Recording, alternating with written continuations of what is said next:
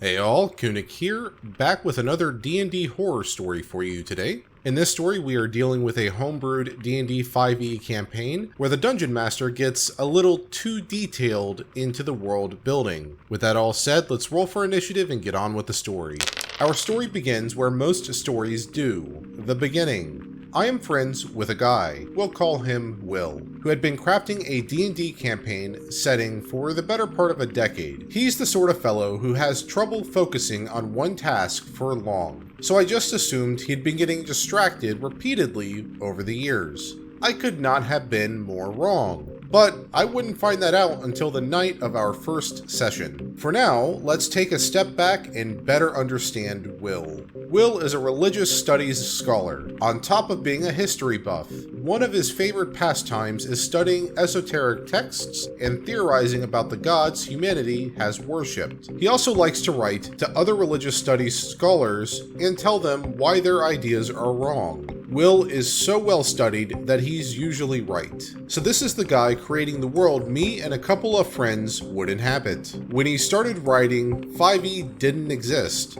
but that was the system we were going to use. This is where the trouble started. I'm relatively new to 5e, and I have found D&D Beyond to be a marvelous boon with its character sheets and creation options. I assumed I could build a basic character ahead of time online. No, Will had homebrewed restrictions and options available, and he didn't tell us what they were until the day of our first session. We spent our first hour parsing his rules and creating characters. What kind of rules did he have? At least a dozen pages of printed notes for each of us, describing what races and weapons were and were not available. Not that big of a deal, right?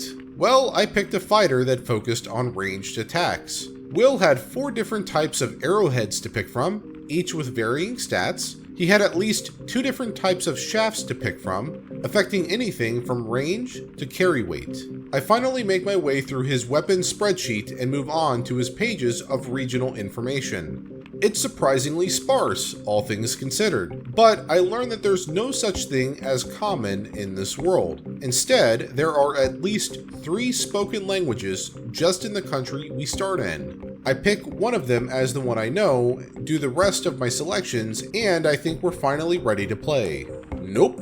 He spends the next half hour giving us the backstory of the entire region. Not only the ruling family, which admittedly is important, but also the primary imports and exports and the general status of the local economy. He talks about the socio-political climate, describing people and locations we've never heard of nor seen. It's an information dump of cosmic proportions. In my mind, I'm telling myself that I'm never going to get back this part of my life. He was at least super organized, right? Nope. Despite having years to craft his setting and weeks of advanced notice before the session, most of his notes were scribbled on various notepads. He'd tell us one thing, then flip a few pages and contradict or correct himself. Half an hour of this. None of us PCs getting a chance to say a word. Finally, he finishes and the scene opens with our party sailing together as passengers on a boat. The captain of the boat approaches us and tries to strike up a conversation. Wait, what language is he speaking? Oh, it's one of the other regional dialects that none of us selected. The captain is the first NPC any of us encounter, and we can't even interact with him in a meaningful way. The rest of the session progresses much of the same way until it mercifully ends. I love Will, but I'm never going to set foot into his crazy, over-detailed world again. Edit.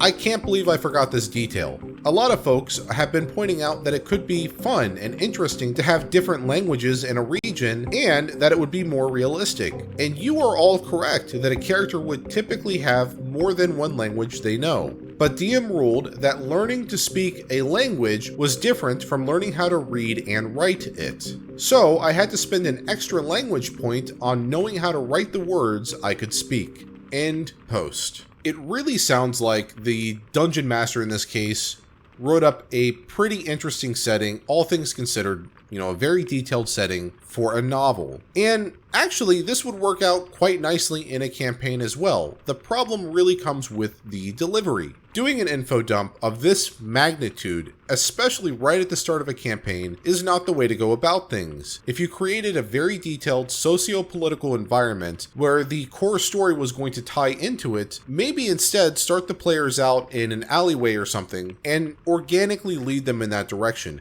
Make them want to inquire about who they're speaking with, what political parties do they adhere to, etc. Make the players want to go out and investigate the world, and that's probably going to be the most satisfying thing you can do as a DM if you put the time into developing a very, very detailed world. But again, doing an info dump like this is certainly not the way to do it. All it's going to do is turn the players off of the game, and they're never going to want to play again, which is what happened here, unfortunately. Anyhow, that's all for this story. If you would like to see more videos just like this, be sure to hit the subscribe button and bell notification icon to be notified. And if you also wouldn't mind hitting that like button to the side of them, that's going to help push the video out to more audiences and do me a huge favor in the process. As always, the source of the video is in the description below, so if you want to check it out, feel free to do so. You can also comment below and we can have a nice chat about it. Alright, and while you wait for a new video to come out from me, here are a few related videos from my channel that you can check out in the meantime.